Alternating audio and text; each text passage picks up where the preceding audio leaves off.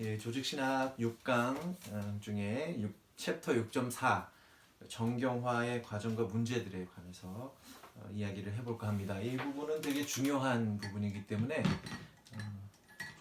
좀 신경 써야 될 것 같습니다. 왜냐하면 정경화라는 문제들도 하나의 신학적인 문제고 또 신약 성서에서도 중요한 문제, 배경 문제고 조직 신학에서도 상당히 관련이 있는 계시에 관련해서 상당히 관련이 있을 수도 있기 때문에 그런 것 같습니다.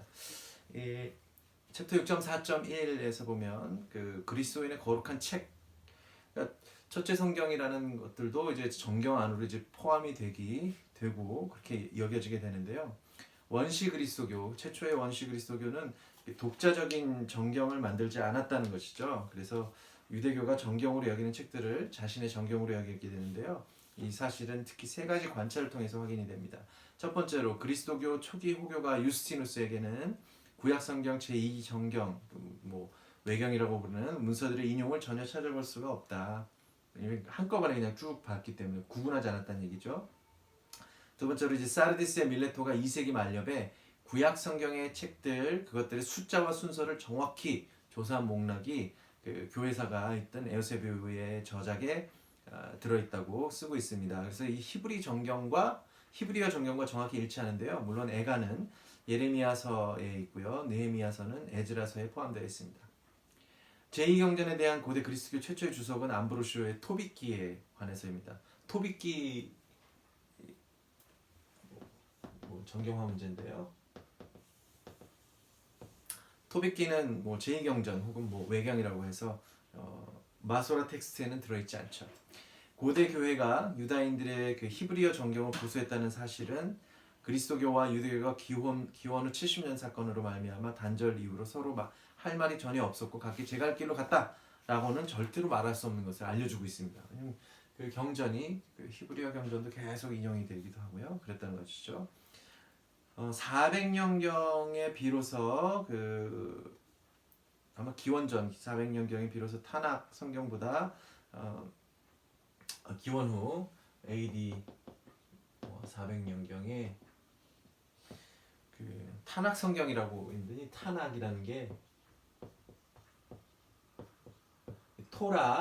토라와 너비임 그다음에 커투빔이라는 이 이스라엘 성경으로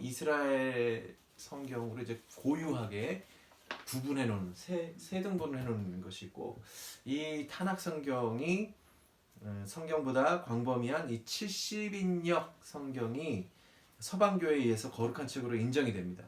이 동방교회는 이제 7세기에 여기에 이제 찬동을 하죠.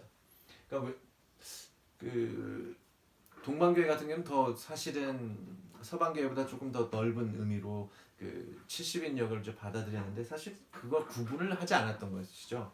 근데 이제 서방에서는 한 400년경에 이제 그 70인역을 이제 정경 거룩한 책으로 이제 인정하게 되는 것이죠. 이 로마 교회에서는 뭐 여기 지금 나와 있지만 이런 성경들을 트렌트 공의회 1546년에 이제 본격적으로 이 종교개혁 이후에 우리는 히브리 성서만 정경으로 인정하겠다. 그렇게 해서 이제 39권 얘기를 하고 이제 로마 쪽에서는 이제 46권을 얘기를 합니다. 그러니까 7권이 더 많죠. 동방교회는 이거보다 좀 더 많은 걸로 알고 있습니다. 동방교회에서는 이것도 좀 많은 거고요. 왜냐면 이제 70인역의 전통에 따라서 그렇게 되겠습니다. 동방교회는 이제 1672년에 여기 나와 있듯이 토빗, 유딧, 지혜, 집회서를 정경으로 결정했고요. 조금 더 뭐 에즈라서 같은 경우도 좀 다르게 하는 것 같습니다. 39권도 이제 정치적인 이유라고 아마 그 나중에 그 7강에서 거룩한 계시의 두 원천 성전 부분에서 왜 39권이 됐는가에 대해서 한번 얘기할 경우가 있을 것 같습니다. 원래는 마소라 텍스트에는 38권이었는데 그 로마 교회에서 동방교회에서 서방교회에서 주로 쓰던 그 라틴어 성서가 그 에즈라서하고 느헤미야서를 갈랐고 그것을 14세기에 마소라 텍스트도 그럼 우리도 갈라야 되겠다 해서 39권이 된 거거든요. 그러니까 이게 원래 라틴어본에서는 이 히브리어 성서를 38권을 39권으로 알아듣고서 이렇게 갈랐고, 그것의 영향을 14세기에 마소라 텍스트에 영향을 줘서 그럼 38권이 아니라 우리도 39권을 해야 되겠다 한 거고, 16세기에 마틴 루터는 이걸 받아들인 것이죠. 그러니까 이제 사실은 성서라는 것, 전승 전승 부분에서 말했던 것처럼 약간 정치적인 면도 있는 것이죠. 종교개혁가들이 받아들인 것을. 그것에 이제 반해서 이제 그러면 우리도 확실하게 정경을 정해야 되겠다라는 것 때문에 1546년에서 이제 서방교회에서는 먼저 했고, 로마교회에서 먼저 했고, 동방교회는 1672년에 이제 결정을 한 것이죠. 네, 초기 그리스도교 신학자들은 유대인들에 비해서 구약 성경의 그리스도 역본을 애용을 많이 하죠.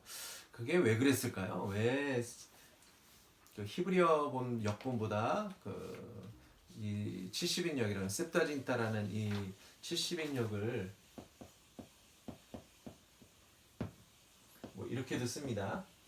숫자 로마자 70으로 해서.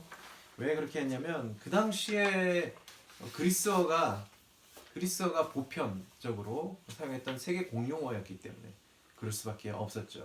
꽤 오랜 기간 동안에 라틴어가 왔겠지만 로마 제국 때문에, 그럼에도 불구하고 전 지역이 다 헬레니즘의 영향을 맺고 있었기 때문에 그리스어가 그렇게 된 것이죠. 예, 이렇게 보면 이 점점 디아스포라에 있었던 유대 공동체들도 다 각 지역에 떨어져 살고 있었던 유대 공동체들도 사실은 70인역을 더 선호하게 막 되었던 것이죠. 알다시피 예를 들면 미국의 교포가 2세가 있다고 하더라도 그 2세가 한국말을 더 잘할까요? 영어를 더 잘할까요? 미국어를 더 잘할까요? 3세는요. 따지고 보면 그 당시에 이스라엘 본토만 해도 히브리어를 쓰고 아람어도 쓰고 막 이랬겠지만, 이 다른 지역 알렉산드리아라든지 다른 유대인들이 많이 살았던 디아스포라 흩어져 살았던 곳에서는 다 그리스 교육을 받고 하니까 히브리어를 부모로부터 공부를 배운다고 하더라도 그 문화나 이런 것들은 상당히 그리스어로 됐었고, 그렇기 때문에 유대교 자체 내에서도 점점 그렇게 그 번역에 대한 그리스어로 빨리 번역해서 알려야 되겠다라는, 그리고 선교의 목적도 있었을 수도 있고요. 그런 것도 있었을 것이죠. 자, 그러면 우리가 이 구약을 첫째 성경이다 하고 신약을 둘째 성경이다라고 주장한 것들이 있었는데요. 그 챕터 6.4.2에서 보면 이 70인역의 정경 구조도 단 한 번으로 결정되지 않았다는 것이죠. 그래서 이 70인역은 대신 네 부분으로 나누게 됩니다.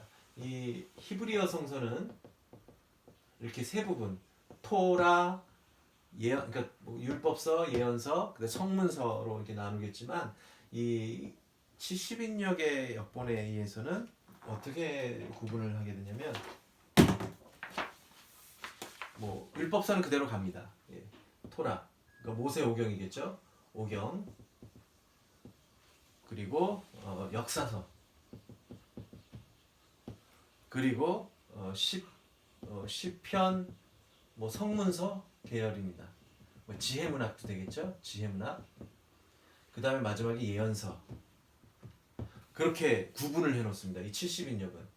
그래서 보면은 토라나 오경은 가장 오래된 것이라고 생각하고, 그 다음에 역사적으로 다윗이나 이런 역사서들이 쭉 등장을 하고, 시편과 지혜문학이 오겠고, 예언서 같은 경우는 그 뒤에까지도 쭉 이어지는 것이기 때문에 아마 그렇습니다. 그래서 예언서 이제 말라기가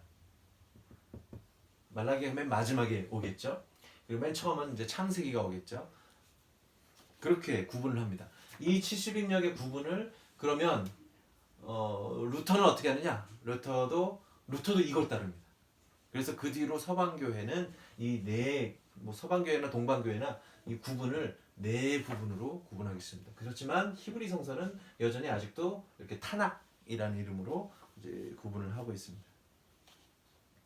사실은 그렇게까지 구분한 거는 그냥 어떤 아마 조금 다른 어떤 역사적인 배경이 있어서 이렇게 나눴던 것으로 보이고요. 그러면 이 신약 성경이 구약 성경의 정경 범위를 확정하지 않고 원시 그리스도교가 이스라엘의 성경을 거룩하게 받아들였듯이 역으로 구약 성경의 관점에서 신약 성경의 그런 어떤 그 정경성의 타당성을 찾아볼 수가 있다.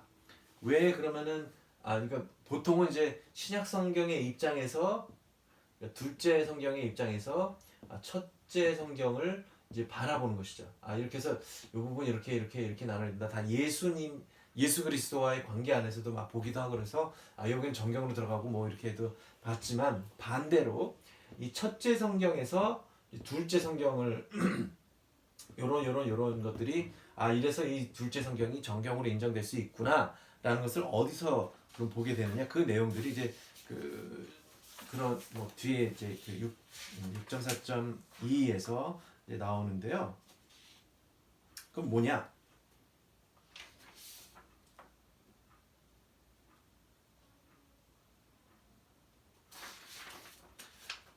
뭐 보면은 뭐 여러 가지가 있겠지만 한 가지 정도는 이 그 토라 가장 기본이 되는 이 율법서 5경이 복음서하고 좀 맞닿아 있고요. 또 사도행전 같은 경우는 이 역사서하고 좀 관련이 있습니다. 또 예언서나 이런 것들은 묘하게 사도 바울로하고도 관련이 있을 수도 있습니다. 근데 뭐 지혜문학 이런 것들은 이제 나중에 이제 요한묵시록이나 이런 데 이제 관련을 맺고 있다고도 보는데요. 뭐 예언서라도 할 수도 있고 또 다양한 그렇게 볼 수도 있고요. 그래서 뭐 표도 이렇게 좀 그려놨는데 그걸 좀 참고하시면 되겠고요. 왜 그렇게 됐느냐? 창세기의 1장에서 3장 내용 중에 뭐 처음에 하나님께서 하늘과 땅을 지어내셨다. 에덴에서 강 하나가 흘러나와 그 동산을 적신 다음 네 줄기를 갈라서 야훼 하나님께서 사람을 내주신 다음에 불칼을 세워서 생명나무에 이르기를 지게 하셨다. 내용과 이 요한묵시록 21장 22장에 보면은 그리고 나는 새 하늘과 새 땅을 봤다. 그 강은 하느님과 어린 양의 옥새로부터 흘러나왔다. 그 도성의 거리 한가운데 곧 그 강에 이편 저편에 12번 열매를 맺는 생명나무가 있었다. 뭐 그들의 생명나무 참여 관한없고 성문을 지나 도성 안으로 들어가리라고 비교해 보면 유사한 어휘들이 사용되고 있다는 것이죠. 그리고 내용으로나 신학적으로 연결되고 기결이 되고 있다. 창세기의 그 첫 번째 어휘와 내용들과 마지막 묵시록의 그 내용들이 계속 유사함과 그 신학적인 배경을 보고 있다는 것이죠. 이런 것뿐만이 아니라 뭐 다른 다양한 뭐 모티브들이 계속해서 출애굽의 모티브들이 뭐 묵시록에도 사용이 되고요. 이런 것들. 그다음에 말라기서 같은 경우는 이제 3장 22절에서 24절이 이제 맨 마지막 첫째 성경의 종결인데요. 말라기서를 보면 그런데 거기에는 뭐가 나오느냐? 바로 그 신약성서 이제 엘리야의 이야기가 나옵니다. 엘리야 이야기가 나오고 뭐 엘리야가 다시 나타나리라 뭐 이런 비슷한 이야기가 나옵니다. 그러니까 이 마지막에 말라기의 마지막이 신약성서의 복음서의 첫 부분과 거의 뭐 예수님이 이제 세례자 요한과 연결이 되듯이 이런 것들이 자연스럽게 연결이 되고요. 그래서 이제 왜 그러면은 둘째 성경이 정경으로 인정받아야 되느냐에 대한 어떤 하나의 틀도 제시하고 있는 것이죠. 예. 6.5로 넘어가도록 하겠습니다.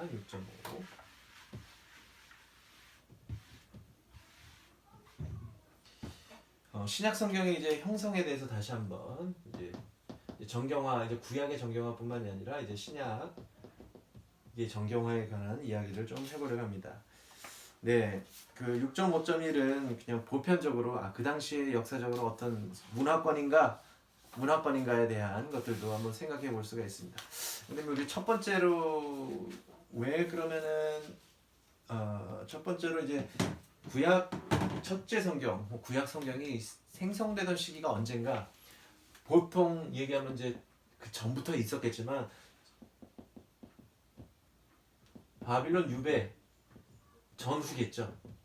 전후부터 이제 토라가 구성이 되고 뭐 예언서 그다음에 뭐 지혜문학도 막 생겨나기도 시작하고 시편들이 모아지기도 합니다. 그러니까 이것도 하나의 결정적인 사건이죠. 우리가 바빌론 유배라고 했을 때 바빌론 유배를 모든 사람들이 다 노예처럼 끌려가서 자유도 없고 뭐 그랬다고 생각을 할 수가 있는데요. 전혀 그렇지 않았어요. 전혀 그렇지 않고 그 바빌론도 대제국을 그리고 그 뒤로 이제 페르시아까지 연결된 대제국을 이제 건설했기 때문에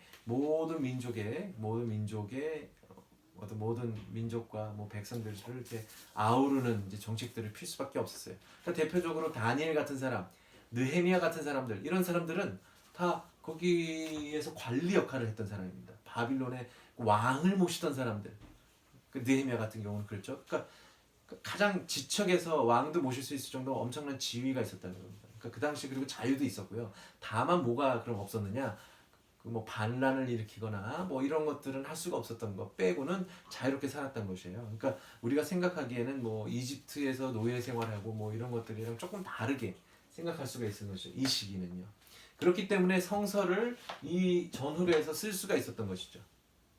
만약 그런 성서가 쓰게 되면은 이게 우리한테 반란을 위한 뭐 문서를 만드는 건 아닌가 이런 생각했을 텐데 그런 것은 아니었다는 것입니다. 또 마찬가지로 그 뒤에 페르시아 이제 그 용어를 보면 이제 고레스 뭐 칙령이라고 하는데요.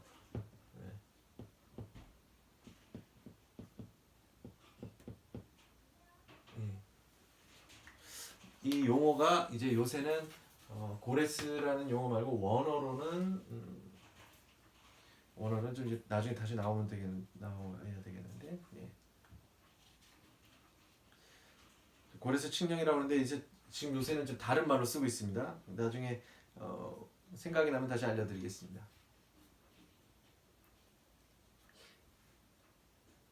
예.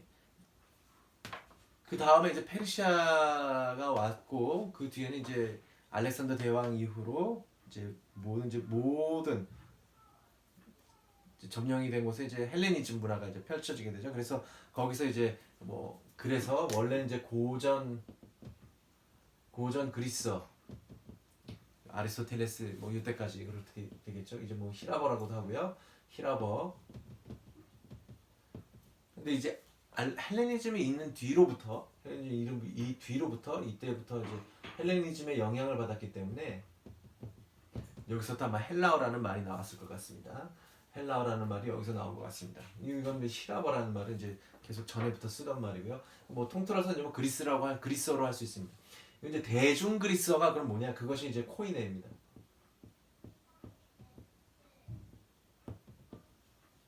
그러니까 이 코이네라는 것이 이제 대중 그리스어예요. 왜냐면 이제 전 제국이 크니까 막 방언도 생겨나고 하다 보니까 이제 뭐 좀 이렇게 좀 쉽게 문법도 쉽게 해서 만드는 이것으로 이제 70인역이 이제 번역이 되기도 하고요. 그렇게 됩니다. 그 뒤에는 이제 로마 시대가 오죠. 로마 시대가 오면서 이 로마의 문화가 이제 막 펼쳐지는데 로마 이제 법과 건축과 뭐 이런 것들이 되게 강력하게 오죠.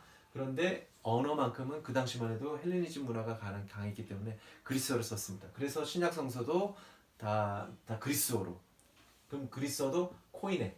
그러니까 70인역에서 쓰던 코이네와 약간 그 성서 신약 성성이 쓰였던 코이네는 살짝 뭐 차이가 있는 것 같습니다. 여하간 뭐 이렇게 돼서 이제 그리스어가 성서로 됐었다는 것 그리고 그 로마라는 그 팍스 로마나라는 그 로마의 평화를 주장하면서 했었던 것을 이제 마카베오 서에서 보면 마카베오 뭐 1서 8장에 보시면은 아마 그 개신교적인 배경을 갖고 계신 분들 아마 뭐 토빗이라든지 뭐 토비기라든지 마카베오서라든지 뭐 유디서 이런 거는 잘 못 읽어보신 분들 계실 텐데요. 읽어보시면은 아주 중요한 책들이기 때문에 읽어보시는 걸 좀 읽어보셔야 될 거고요. 성공의 교회에서도 이제 공동 번역을 쓸 때 거기 다 들어가 있기 때문에 꼭 읽어보셔야 되고 또 마카베오서 같은 경우는 그 역사적인 것들이 쭉 나오게 됩니다. 그래서 로마의 정책이 어땠는가 성서가 알고 있습니다. 정치적으로는 뭐 반자유 아주 억압은 그리스식의 억압은 아니었고 보면 왜냐면 헤로데 왕도 있었을 정도면 정치적으로 약간의 보상이 있었고 사두가이파라든지 이런 정치 그룹들이 좀 있었다는 걸 보면 알 수 있죠. 종교적으로는 그래서 조금 자유롭게 두었다는 것이죠. 단 반란만 하면 안 된다는 것이죠. 반란만 하면은 그 군사력으로 이제 밀고 들어서 이제 멸망시킬 수 있었다는 겁니다. 자, 그럼 6.5.2에서 보면 이런 배경 6.5.1에서 이 배경을 보시면은 왜 성경이 그리스어로 쓰였을까 하고 코이네라는 말을 이제 우리가 뭐 그냥 상식적으로 다 알고 있는 것이지만 뭐 보실 수 있습니다. 자, 6.5.2 신약 성경의 정경화 이제 시도를 하게 되는데요. 이 전 챕터에서도 말씀드렸겠지만은 구약 성경도 기원 후 2세기가 되어서야 비로소 그런 작업들을 한다는 것, 정경화 작업들을 유대교에서 하고 있다는 것을 봤죠. 2세기 로마의 그 그리스도인 공동체에서 그리스도인이 사용하던 문헌들에 보면 이 어떤 특정한 문서들만 전례에 사용되고 있다는 걸 볼 수 있습니다.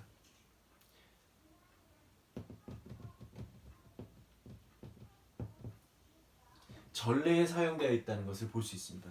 그럼 전례에 사용하고 있었다는 것이기 때문에 이런 것들은 계속 이제 사용이 됐다는 것이죠. 전례를 할 때마다. 전례는 정말 주의를 꼬박꼬박 지키는 사람들에게 당연히 계속된 것이죠. 그러면 이 문서들이 왜 그러면 전례에 사용이 되었을까? 그것은 이 하나의 이것이 주님의 복음을 전하고 주님의 메시지를 전할 수 있는 그리고 우리들의 신심과 또 세상에서 살아가는 방법을 가장 중요했기 때문에 전례 안에서 당연히 공동으로 사용될 수밖에 없었다는 것입니다. 지금까지 그러면 이 문서들이 막 돌아다니다가 그래도 어떤 교회 내에서 점점 전례만 주로 사용하게 되는 문서들이 모이게 되고 이러면 이제 안 되겠다 해서 이제 그것을 정경이라는 작업 안으로 이제 들어오게 된다는 것이죠. 그럼 정통이라는 것을 기준으로 할 때 무엇이 그럼 정통인가 했을 때 이것을 본다면 세 가지 정도의 그 정경화 원칙 중에 정경화를 하려는 표제어라고 할까요? 정체성을 규정하는데 정경화는 정체성을 규정하는데 한 세 가지 정도를 한번 또 생각해 볼 수 있습니다. 이것에 다른 의견들도 있는데요. 우선은 먼저 다수성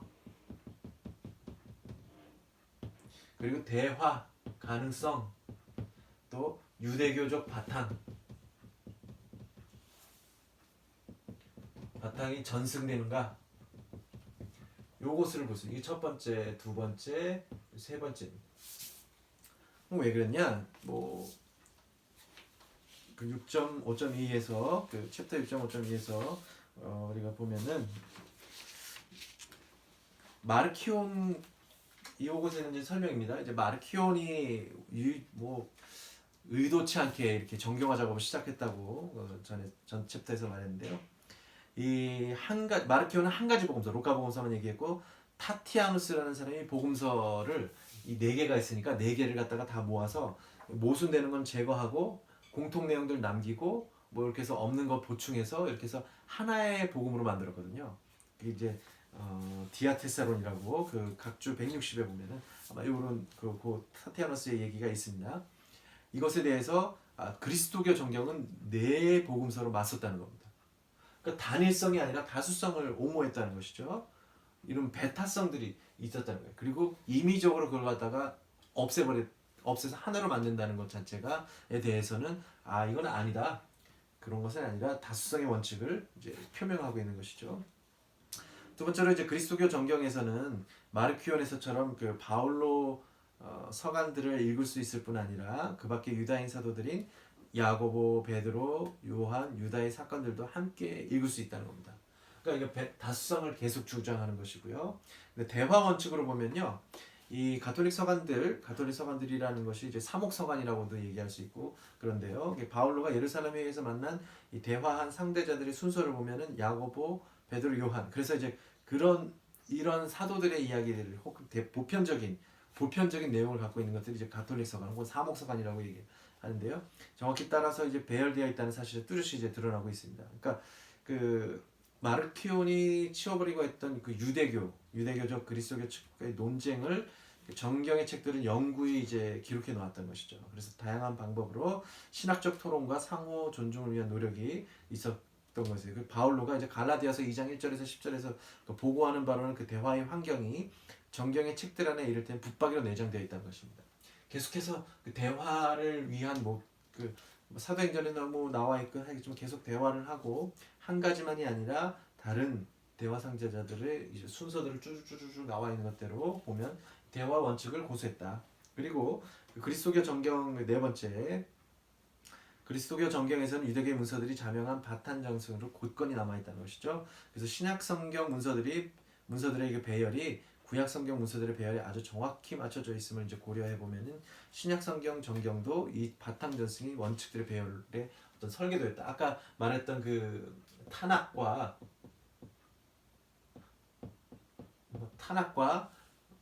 혹은 뭐 70인역일 수도 있겠죠. 이것에 이제 신약 성경의 배경을 보면 이제 복음, 사도행전, 서간과 그다음 마지막에 이제 예언에 관한 묵시 문학 이런 것들 배열들도 이 구약의 유대교적 바탕의 전승으로 갖고 있다라고 보면 되겠습니다.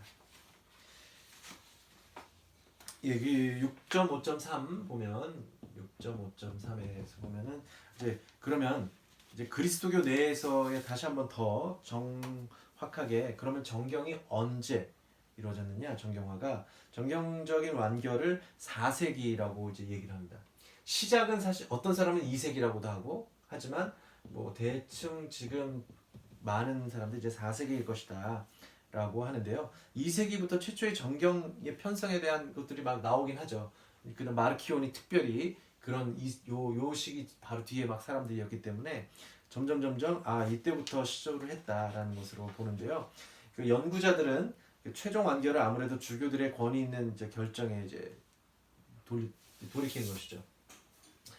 안 그런 사람들도 있습니다. 이게 주교들이 그렇게 힘이 있었다 그러냐 하겠지만 보면은 이 그런 내용들을 볼 수가 있는 게 알렉산드리아 아타나시우라는 주교는 되게 유명하죠.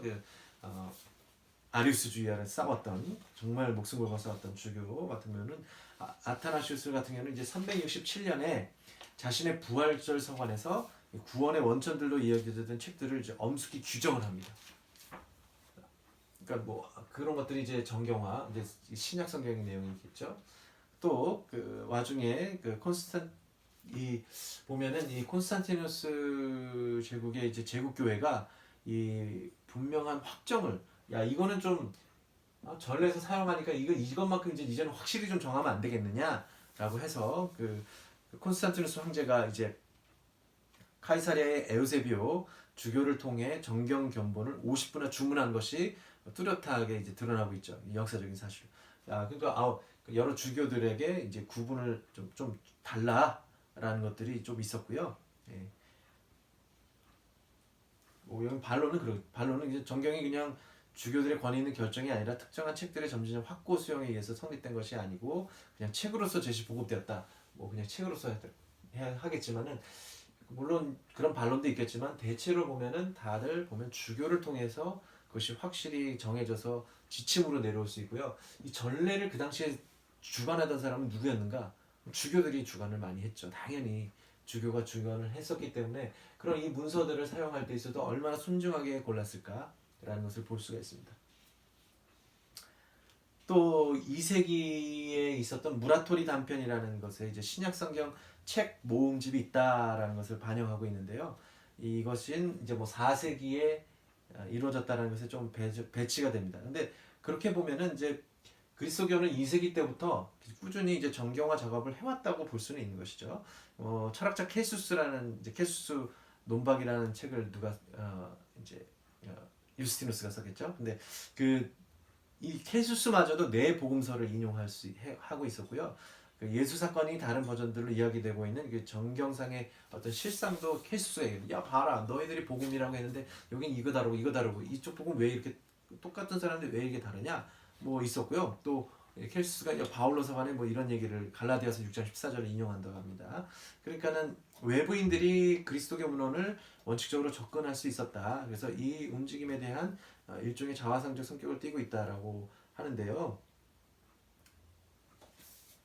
여하간에 근데 확실하게 그 제국 그 이제 그리스도교 공인 이후에 확실하게 정해진 것은 이제 4세기, 그러니까 뭐 300년대라고 볼 수가 있겠죠. 근데 이때부터는 꾸준히 그러니까 각 지역의 교회들 넓었으니까 그러니까 공회를 열어서 이제 확실히 정해되는데 그 공회라는 것은 이제 주교들과 이제 학자들이 모여서 하겠지만 여하간에 이 전례를 사용했었대.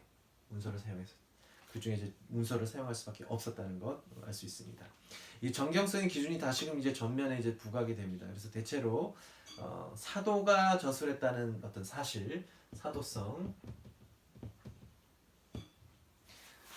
그 다음에 두 번째는 이제 신앙의 규범, 뭐 신앙의 뭐 규칙, 신앙의 기준 이런 레굴라 피데이. 이 부분은 그 성서 그 계시의 원천 성전 전승에 관해서 다시 한번 엄밀히 구별이 될 겁니다. 즉 인간적 원칙과 내용적 원칙이 어떤 문서의 정경성 인정하는 데 있어서 결정적인 것이라는 것이죠. 그래서 그럼에도 2세기의 정경화 과정에서 기준들은 개개 문서들이 어떤 집단이나 신학자들에 의해 사용되고 있는가 하는 문제와 결부가 되었습니다. 그래서 첫 번째로 보면 이 정경화의 어떤 원칙이 있었고요. 그 다음에 이제 더 엄밀하게 따지면 이제 사도성과 이 신앙의 규범들과 어떤 관련을 맺고 있느냐에 따라서 선호하는 문서 그 첫 번째로 선호하는 문서들을 다른 문서들보다 높게 평가하는 경우 이런 정통 정교의 관점에서 특정한 문서 선별의 배타성과 원천적인 메시지에 대한 특정 해석 노선의 배타성을 주장하는 경우에는 그것들의 정경성이 부인된다. 이 중에서 이제 배타성이 있으면 안 된다는 거예요. 그러니까 이거 다수성하고도 연결이 돼 있죠. 예. 그다음에 두 번째는 텍스트와 집단이 사도가 저술했다는 사실, 사도성. 근데 중요한 거는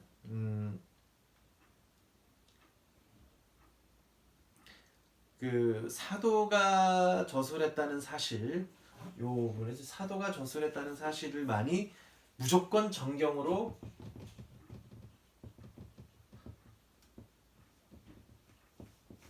인정되지 않았다는 거예요. 왜냐면은 베드로 복음도 있고요, 야고보 복음도 있고요, 아시겠지만 토마 복음도 있고 다양한 것들까지 정경까지로 인정이 안 됐다는 겁니다. 단 문제는 뭐냐? 그 사도 저술이라고 하더라도 인정된 건 뭐냐? 어떤 그 공동체 내에서 그것을 끊임없이 사용하고 그것이 신학적으로 혹은 실천적으로 그 표현이 되고 있는 신학 노선과 실천이 인정받았을 때 이제 정경화 작업을 하게 되는 것이죠. 그럼 두 번째 이제 이 레귤라 피데이에 관련돼서 어떤 문제들이 있느냐? 내용적인 기준이 필요하죠. 내용적인 기준이 필요하다. 또 그러니까 창조를 부인하고 선한 창조를 부인하고 구약 성경의 창조주 하느님이 예수의 하느님이심을 부인하는 사람. 그러니까 구약 성경 예수 그리스도의 하느님이 그 구약 성경에서의 하느님이 아니다라고 하는 사람. 그러니까 그러면 조금 문제가 있다는 거죠. 그러니까 내용적 기준으로 해서 그리고 하느님이 파견하신 로고스의 참 인간 존재를 부인하는 사람은 정경으로 인정받지 못한다는 것이고요. 그 다음에 이 두 번째로 내용적으로 경계에 지어진 울타리 안에서 자신이 선별한 문서들 또는 자신의 해석 노선을 절대화하고 다양한 신학적 노선들의 공존을 거부하는 사람 스스로 정경성을 주장할 수 없다. 이 부분들도 역시 배타성하고도 연결이 됩니다. 그러니까 마르키온주의 같은 경우라든지 그 외에 뭐 이런 것들이 조금 문제가 있다는 것이죠. 그래서 이 정경 원칙에 충실한 가운데 정경 문서들을 이용하면서도 창조 원칙 또는 하느님이 파견하신 예수의 참 인간성을 부인하거나 다른 집단들이 자신과는 다른 문서들을 선호 우대하는 것을 용납하지 않았고요. 그로서 신학적 단초들의 다양성을 거부하는 집단들만 정경적이 아니라고 선언될 수가 있었습니다. 그래서 정경은 일종의 세분화된 그리스도교를 위한 어떤 강령을 제공했다고 볼 수 있는 것이죠. 그래서 이 그리스도교는 예수와 첫 신앙인 공동체들의 선포가 문화적으로 다양하게 각인된 영향사 위에 세워졌다고 볼 수 있습니다. 이 과정에서 발전하고 실천으로 구체화된 이 세분화들은 상호 배척으로 나아가지 않았다는 조건 아래 정경에 의해서 정경이라고 제가가 된 것으로 보여집니다. 그래서 이 정경화 작업은 계속해서 끊임없이 구약 성경과 연결이 되어 있었고요. 또 두 번째로 이 원칙들을 보실 수 있고요. 또 이 사도성과 레귤러 피데이가 처음에 등장했는데 이것과 관련돼서도 이 사도가 저술한 것도 중요하죠. 사도가 중요한데 그것이 모든 사도가 다 썼다고 하지 않았다는 거, 공동체 내에서 실천적으로나 신앙적으로 의미 있는 것들이 계속해서 인정받은 것들이 점점 해서 이것들이 다 모아진 것이죠. 모아지고 그것들을 주교가 선포하게 되고 우리 교회를 대표한 사람이 나가서 다른 교회 대표해서 대화하고 이렇게 해서 이런 것들이 이제 이루어진다고 볼 수가 있습니다. 예, 그러면 이제 그 복음에 관한 문제들은 나중에 다시 한번 보도록 하겠습니다.